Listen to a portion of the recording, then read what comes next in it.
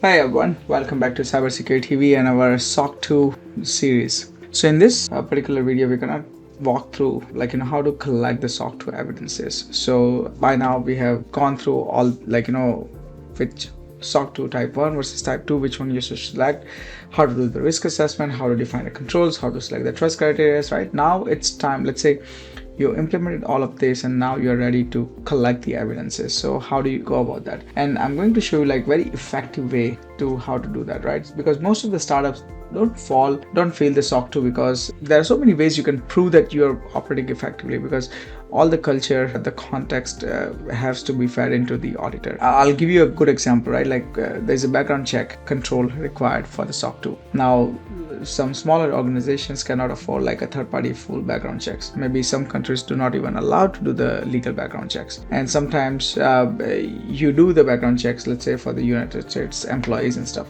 So now here you need to figure it out, okay, how have you defined the policies? Like maybe you have a different background check policy for your contractors, your interns, your employees based out of US, your employees based out elsewhere. And this is where the confusion begins, and better you simplify the process. It's much better for you, for the auditors to understand, and for you as well when you collect the evidences. It really becomes like full-time job. Let's say if you're in the audit period of 12 months, continuously for 12 months you have to keep engaging and collecting these evidences. What is the SOC 2 evidence? So SOC 2 evidence could be type of different things. So it's not just about the screenshot, but it's screenshots, it's reports, it's policies, it's your logs of your infrastructure, your linear Notion, Jira tickets, your employee onboarding, offboarding, their NDAs, their policy acknowledgements, your access review. Tons of different ways to collect the evidences and define that as an evidence. And ultimately, if you have not documented it, auditor will always think you don't have it. So there are mostly 5 pillars of the evidences.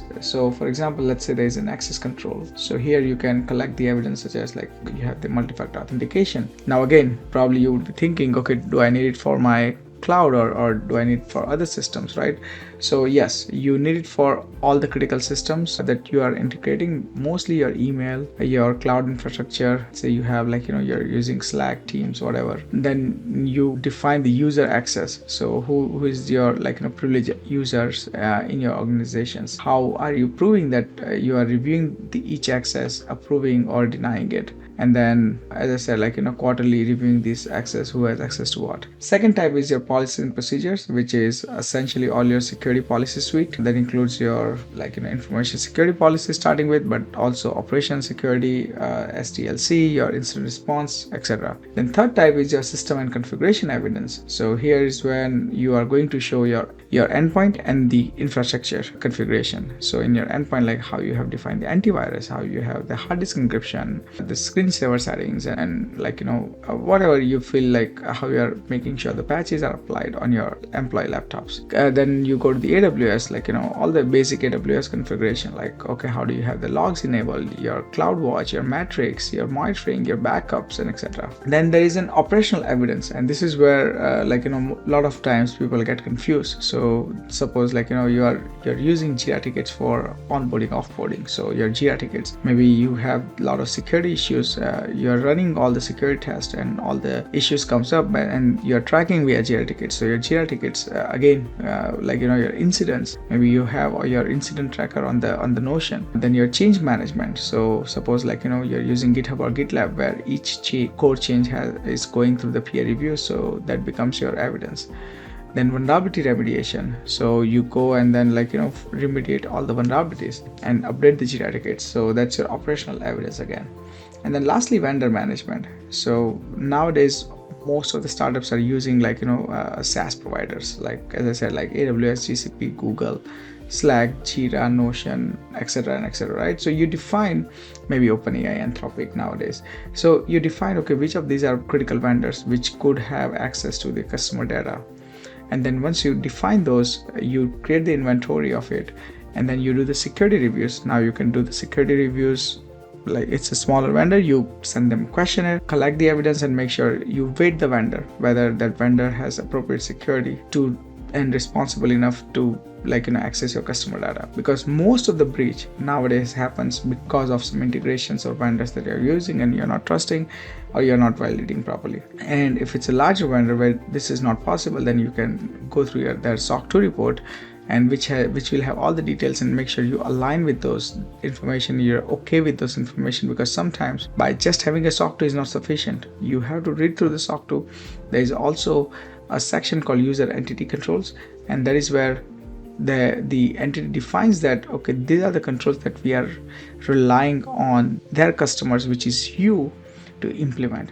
So it's very, very essential to read through the SOC 2 report when you are doing the vendor management. All right, so how to make this manageable, right? So first one is you define an ownership, like who is going to be owner for what sort of evidence. And then second thing is frequency, because each SOC 2 control has defined frequency. Sometimes it says run the monthly scan, do the annual risk assessment, do the quarterly penetration test. So obviously most of the controls will be annual, but there are controls which are quarterly and monthly. So you have to define the frequency, do the centralized storage. So you define, okay, I'm gonna use my Google Drive, SharePoint. If you're not using obviously Vanta or Rada, similar software, you are using the and then put the controls, the organize in the sense, let's say you have security criteria in scope, put CC 1.1, 1.2, and then organize the evidence in there. And then once you have this ready, then collect continuously. Usually what I've done, which works for me, is set up the reminders.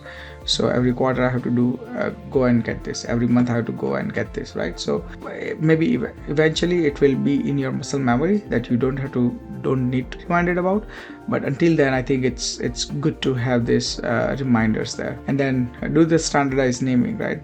Which is obvious if you want to just use the AI or Google search functionality to figure out where the evidence is. So this is how what's going to help for you and as well as the auditor, because sometimes SOC 2 audit is not sort of like an interview based audit. You give access to your evidence library to them. If everything is organized, you would find it very surprising, but you're probably not going to have a single call with the auditor. They're just going to review everything. They'll ask you a few questions via email or something, you respond to them, and then that's it, you get the report, right?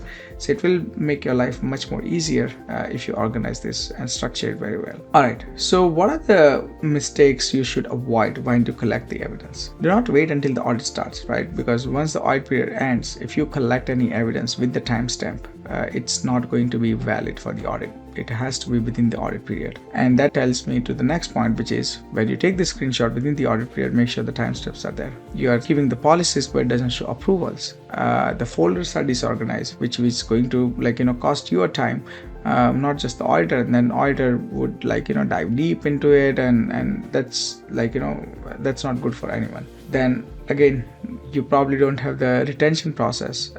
Usually depending on your data retention policy, you want to retain the evidences for, let's say, 3 years, 5 years, or whatever you have. And then whatever the manual process you have. So for instance, like I said, background checks, right? So some manual process with no ownership. So you need to know, okay, who is going to be the owner for this particular control. So when the question comes, now in the smaller startups, I know just 1 or 2% who is going to own everything. And this is what we have been helping with a lot of startups, and they're like, okay, we just have one person who is going to give us the approval for whatever we need to do, but yeah, we do the heavy lifting, and it is much more easier to have smaller team focusing on and assigned and own certain controls during the audit, because then you're not figuring out who will provide this evidence. Now, the easiest part of the evidence collection is as you go down the list of the SOC 2 controls, and there are so many checklists out there. Even I have a checklist, if you need, let me know in the comment and I can provide you. But once you go through the checklist, and I think 90 to 95% everything is going to be ready. But at the same time, you'll have the question, should I use the GRC platform, or should I just use a plain old spreadsheet? And I think the question is really comes down to the cost and on your long term, right? The GRC platform is going to help with the evidence collection for sure, because in my experience, 50% more or less on an average, 50 to 60%, all these platforms do automate the evidence collection. But at the same time, it collects the evidence more often than even though you don't need. Like it runs the test every day. Sometimes you don't need that, but they do. And if it fails, then you go back and you have to fix it. But there are still manual evidence collection, although it stays everything in one place. But yeah, there is a problem. In Excel based, there is not a problem. Of course, you're saving the cost, but then over time it becomes maybe like, if you are not very much familiar with the SOC 2 or the team changes constantly, then becomes difficult to manage. How do you what was the previous evidence we had provided, what do I provide this time, and etc. Right? So that's that there are pros and cons, but yeah, again, that's up to you. But yeah, let me know. You can book a free consultation with me, and I can guide you whether you need a GRC platform or not in that perspective. So yeah, as I said, like if you are preparing for SOC 2 and struggling with the evidence management, let me know in the comment below, and do my best to help you out. And I'm also planning my next video to show you how to choose the right SOC 2 controls without over engineering your security program. So that's it from my side. Thank you so much, and I'll see you next time.